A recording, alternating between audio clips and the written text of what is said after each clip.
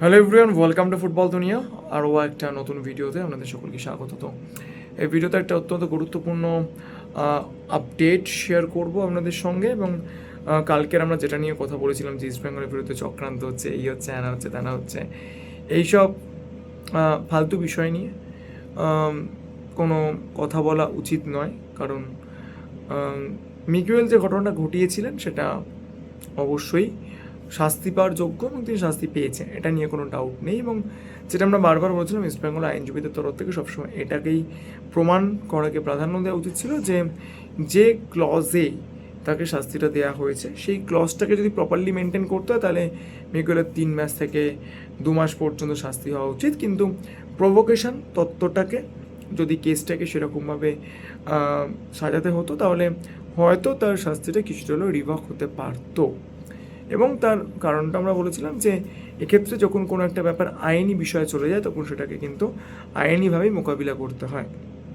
তো আমি কখনোই নাকে কান্না কাদার পক্ষপাতী নই এবং আমি এটাও বিশ্বাস করি যে কোনো কোচও কোনো একজন প্লেয়ারের ওপর এরকমের ডিপেন্ডেন্ট হয়ে পড়বে, সেটাও কখনো হয় না। কারণ টিমে প্রচুর প্লেয়ার রয়েছে, একজন না খেললে আরেকজন খেলতে পারে, হোয়াট এভার।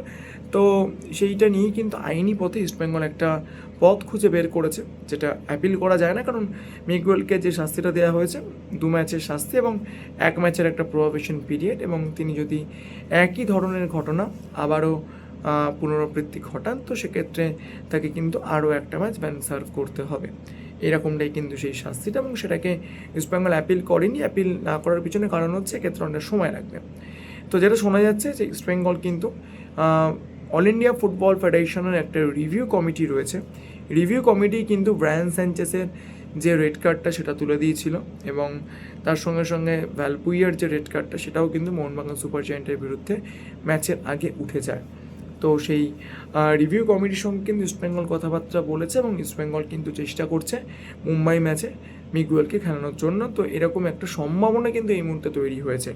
এবার দেখা যাক যে শেষ পর্যন্ত কী সিদ্ধান্ত নেওয়া হয়। তবে সিদ্ধান্ত যাই হোক না কেন, আমি সবসময় একটা কথা বিশ্বাস করি, যেখানে ক্রিশ্চিয়ানো রোনাল্ডোকে ছাড়া পর্তুগাল বা রিয়াল মাদ্রিদ খেলতে পারে, যেখানে লিওনেল মেসিকে ছাড়াও আর্জেন্টিনা মাঠে নামতে পারে, সেক্ষেত্রে মিগুয়েল না খেলে ইস্টবেঙ্গল জিততে পারবে না। এই ধরনের বোকার মতো তথ্য সামনে নিয়ে এসে সমর্থকদেরকে ডিপ্রাইভ করার কোনো দরকার নেই।